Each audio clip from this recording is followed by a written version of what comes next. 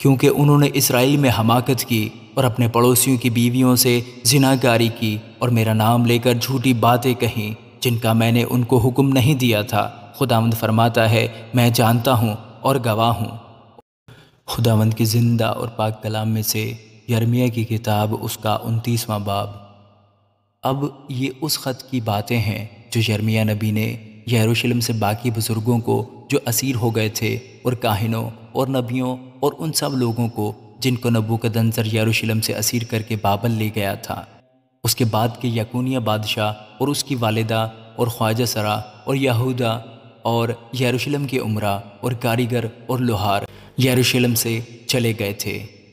العاصہ بن صافن اور جمریہ بن خلقیہ کے ہاتھ، جن کو شاہ یہودا صدقیہ نے بابل میں شاہ بابل نبوکدنضر کے پاس بھیجا، ارسال کیا اور اس سے کہا، رب الفاج اسرائیل کا خدا ان سب اسیروں سے جن کو میں نے یروشلم سے اسیر کروا کر بابل بھیجا ہے یوں فرماتا ہے، تم گھر بناؤ اور ان میں بسو اور باغ لگاؤ اور ان کا پھل کھاؤ، بیویاں کرو تاکہ تم سے بیٹے بیٹیاں پیدا ہوں،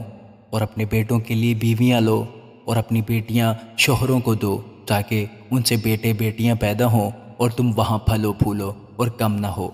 اور اس شہر کی خیر مناؤ جس میں نے تم کو اسیر کروا کر بھیجا ہے، اور اس کے لیے خداوند سے دعا کرو کیونکہ اس کی سلامتی میں تمہاری سلامتی ہوگی، کیونکہ رب الفاج اسرائیل کا خدا یوں فرماتا ہے کہ وہ نبی جو تمہارے درمیان ہیں اور تمہارے غیب دان تم کو گمراہ نہ کریں، اور اپنے خواب بینوں کو جو تمہارے ہی کہنے سے خواب دیکھتے ہیں نہ مانو،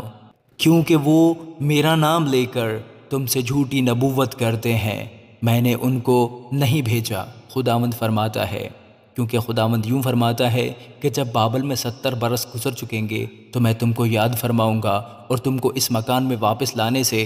اپنے نیک قول کو پورا کروں گا، کیونکہ میں تمہارے حق میں اپنے خیالات کو جانتا ہوں، خداوند فرماتا ہے، یعنی سلامتی کے خیالات، برائی کے نہیں، تاکہ میں تم کو نیک انجام کی امید بخشوں۔ تب تم میرا نام لوگے اور مجھ سے دعا کرو گے اور میں تمہاری سنوں گا، اور تم مجھے ڈھونڈو گے اور پاؤ گے جب پورے دل سے میرے طالب ہوگے، اور میں تم کو مل جاؤں گا، خداوند فرماتا ہے، اور میں تمہاری اسیری کو موقوف کراؤں گا اور تم کو ان سب قوموں سے اور سب جگہوں سے جن میں نے تم کو ہانک دیا ہے جمع کراؤں گا، خداوند فرماتا ہے، اور میں تم کو اس جگہ میں جہاں سے میں نے تم کو اسیر کروا کر بھیجا واپس لاؤں گا، کیونکہ تم نے کہا کہ خداوند نے بابل میں ہمارے لیے نبی برپا کیے، اس لیے خداوند اس بادشاہ کی بابت جو داؤد کے تخت پر بیٹھا ہے اور ان سب لوگوں کی بابت جو اس شہر میں بستے ہیں، یعنی تمہارے بھائیوں کی بابت جو تمہارے ساتھ اسیر ہو کر نہیں گئے، یوں فرماتا ہے،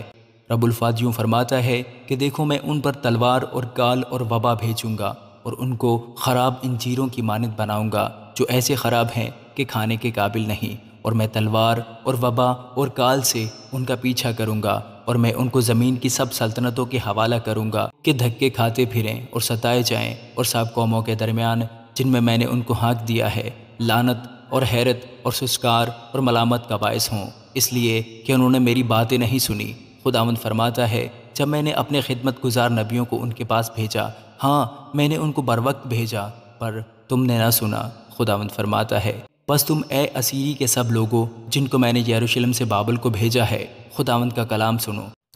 رب الفاج اسرائیل کا خدا اخیاب بن کولایہ کی بابت اور صدقیہ بن ماسیہ کی بابت جو میرا نام لے کر تم سے جھوٹی نبوت کرتے ہیں یوں فرماتا ہے کہ دیکھو میں ان کو شاہ بابل نبوکدنضر کے حوالہ کروں گا، اور وہ ان کو تمہاری آنکھوں کے سامنے قتل کرے گا، اور یہودا کے سب اسیر جو بابل میں ہیں ان کی لعنتی مثل بنا کر کہا کریں گے کہ خداوند تجھے صدقیہ اور اخیاب کی مانند کرے جن کو شاہ بابل نے آگ پر کباب کیا، کیونکہ انہوں نے اسرائیل میں حماقت کی اور اپنے پڑوسیوں کی بیویوں سے زناکاری کی اور میرا نام لے کر جھوٹی باتیں کہیں جن کا میں نے ان کو حکم نہیں دیا تھا، خداوند فرماتا ہے میں جانتا ہوں اور گواہ ہوں۔ اور نخلامی سمایہ سے کہنا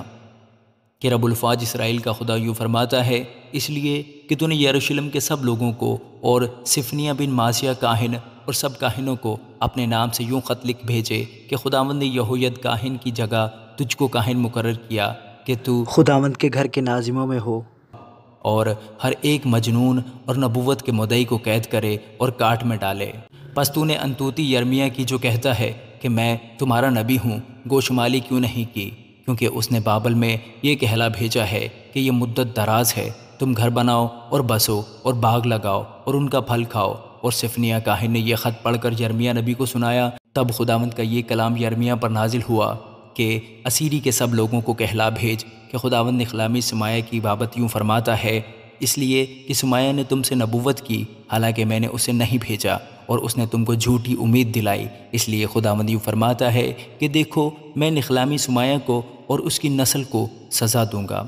اس کا کوئی آدمی نہ ہوگا جو ان لوگوں کے درمیان بسے، اور وہ اس نیکی کو جو میں اپنے لوگوں سے کروں گا ہرگز نہ دیکھے گا، خداوند فرماتا ہے، کیونکہ اس نے خداوند کے خلاف فتنہ انگیز باتیں کہی ہیں۔ آمین۔